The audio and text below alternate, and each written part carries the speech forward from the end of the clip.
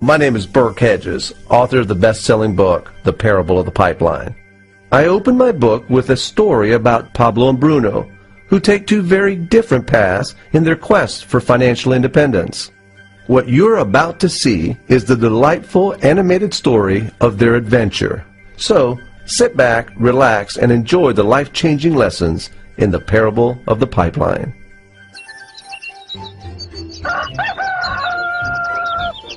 Far away, in a small village, near a beautiful valley, lived two friends, Pablo and Bruno.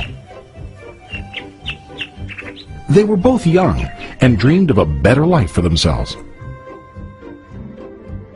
They'd often discuss their dreams about how they would become the most successful men in the village.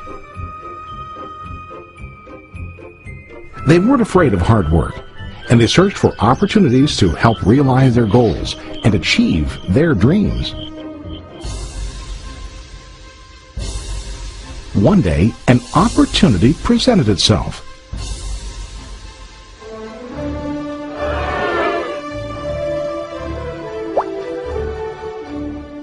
The mayor of the village decided to hire two people to bring water from a spring up on the mountain, across the valley, back down to the village.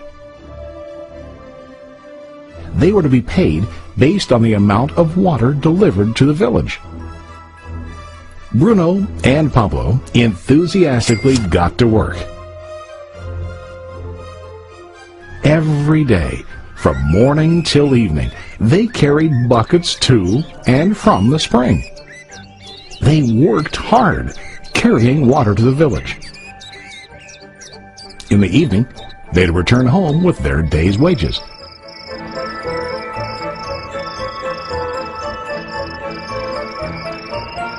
Bruno was satisfied with his work and the money he earned. He was sure that with this work he could achieve his dreams. Bruno thought that to increase his wages he could use bigger buckets to bring more water each trip. He believed with a larger income he would soon be able to buy a cow and the house that he dreamed about.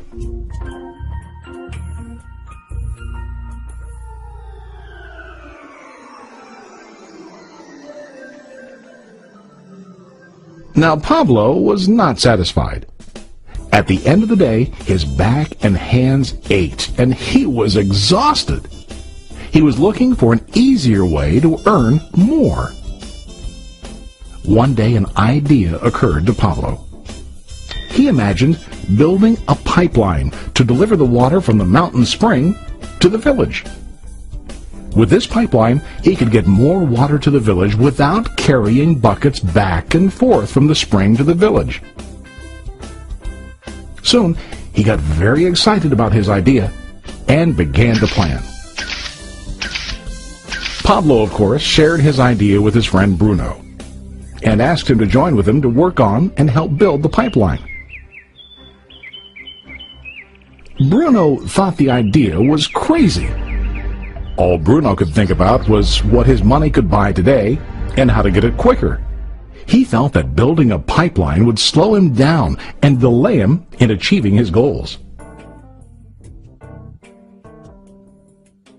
Instead, Bruno got bigger buckets and went more often back and forth, fetching water. He was sure that with this method, he could make more money. Pablo decided to build the pipeline on his own. He understood that it would not be easy to build, and it would take time to complete the pipeline. Pablo knew that it could take several years to finish, but he set his mind on his goal. Every day he worked and carried water like before. But on weekends and during his spare time, he worked hard to dig in the rocky soil and build his pipeline. In the first month, there was little to show for his work.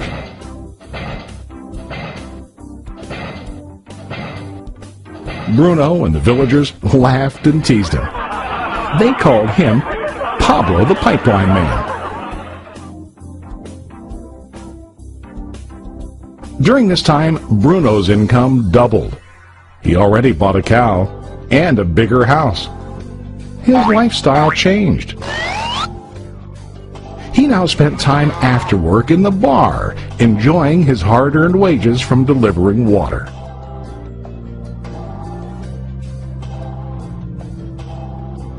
What Bruno didn't realize was that his body was starting to stoop from carrying the heavy buckets every day.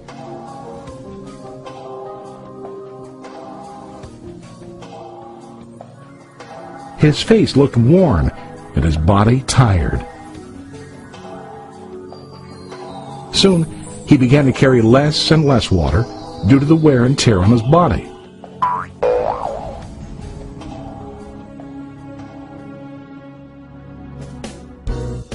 Month after month, Pablo worked. Soon a year passed, and then a second year. Finally, Pablo finished his pipeline. He now used his pipeline to deliver water to the village instead of carrying buckets. Pablo was now earning more money than ever before. The water continued flowing to the village, while Pablo wasn't working. While he slept and ate, the water flowed. Pablo was happy and proud of his insight, persistence, and hard work. Now his income flowed as long as the water flowed through his pipeline.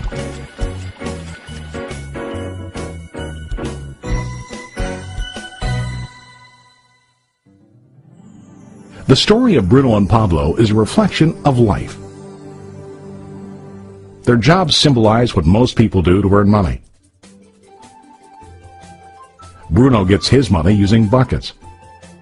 He goes back and forth, carrying his buckets from the spring to the village in exchange for money. To increase his income, he either has to go more frequently to the spring or to use larger buckets. It's common in real life to increase our income by working harder. For example, working overtime or getting a second job. We also increase the size of our buckets by accepting a higher paying position, which often includes spending more time on the job. Most of us exchange time for money like Bruno.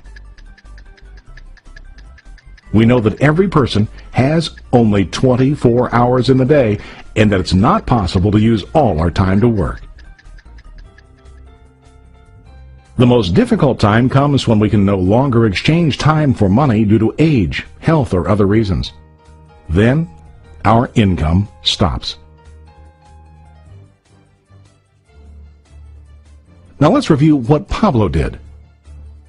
Very wisely, Pablo did not exchange all of his time for limited income, but he used some of his time to build a pipeline. He knew that the pipeline would bring ongoing income as long as the water flowed. An ongoing income that multiplied the time he worked each day. Pablo knew that someday, maybe because of age or health, he would no longer be able to exchange his available time for money. Pablo knew that if he could make his idea of a pipeline work, then he only has to do the hard work of building the pipeline. After the pipeline was completed, Pablo was able to monitor and maintain the flow of water to ensure that his income will continue. Pablo has shown us that to earn an income, we don't always have to directly exchange time for money. There really are better ways. How about you? Are you still like Bruno, who directly exchanges time for money? Or do you want to be like Pablo, building and maintaining a pipeline for ongoing income? If you are interested in the idea of building your own pipeline, contact the person who lent you this presentation. You can start building your pipeline today.